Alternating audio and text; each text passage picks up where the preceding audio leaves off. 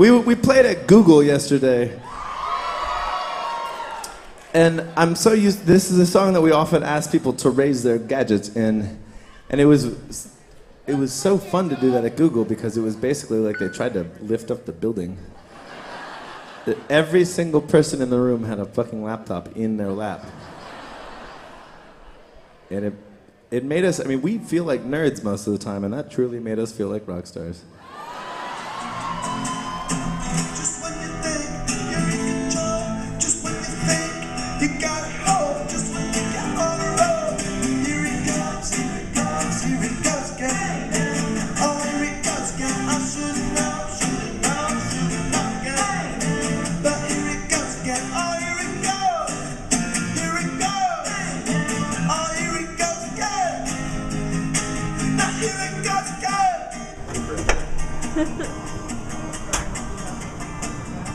How's it going? How are you? Good, good.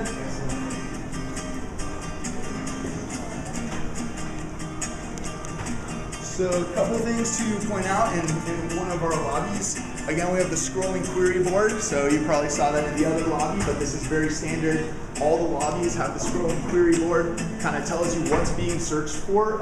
It's not at the moment, it's back to project, yeah. It's not live search, so if you bust out your phone, you won't actually get your thing up there. It's also filtered. Most people are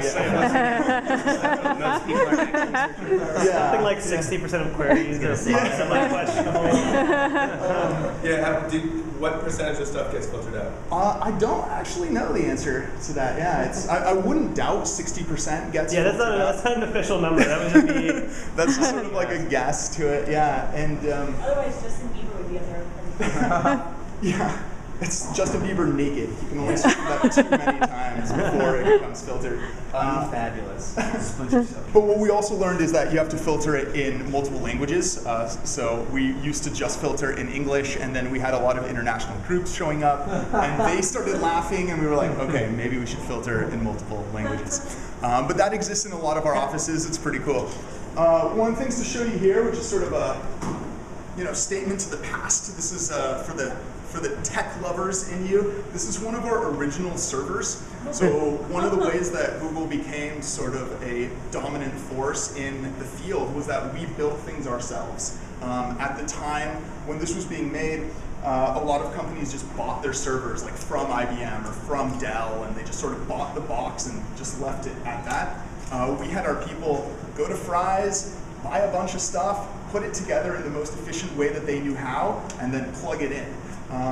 What happened was that we just condensed everything. So it's pretty much as tight as you can get it. You can see how cheap it is. Like we used corkboard as like our insulation. So it wasn't really, it wasn't professional grade, if you will. One of the things that happens with this is because so much electronics is so condensed, it produces a tremendous amount of heat. In the back, you can see sort of the fans that were used for this, so it's quite a bit of fans. And the funny story behind it is, back in the day, we just put our servers into these data centers, and we would pay other people because we just didn't have enough. But what would happen is that because they produce so much heat, you'd walk into a data center and you'd see a cluster of Google servers, and you'd see a ton of space around it, and then you'd see sort of all the other companies' servers, and what was happening was that our servers were melting other servers because of the amount of heat. Data centers sort of learned their lesson, and instead of charging by space, as they did, which compacted our stuff, they now charge by how much electricity is being used. We don't run into that problem anymore. We build our own data centers, we still build our own servers. We have a whole team that works on hardware.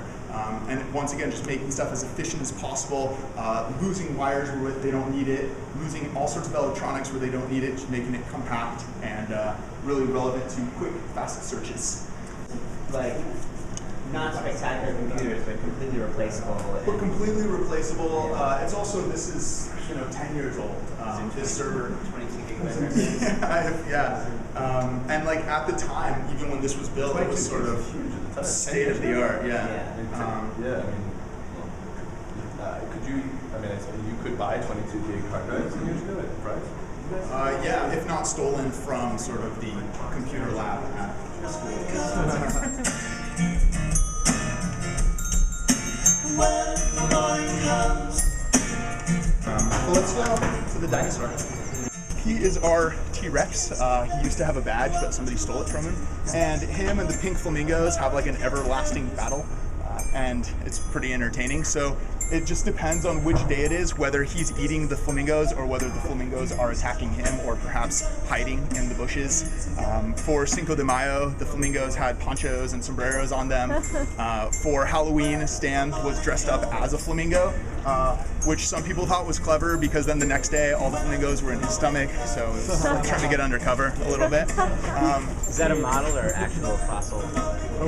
No, it's a model. It's a bronze. It's a bronze model of the most complete T-Rex that has ever been found. That's T-Rex poop with flamingos in it. Yes, it is. Oh my God. Exactly. It's like corn. Oh, that's gross. I don't remember eating flamingos. That's what I'm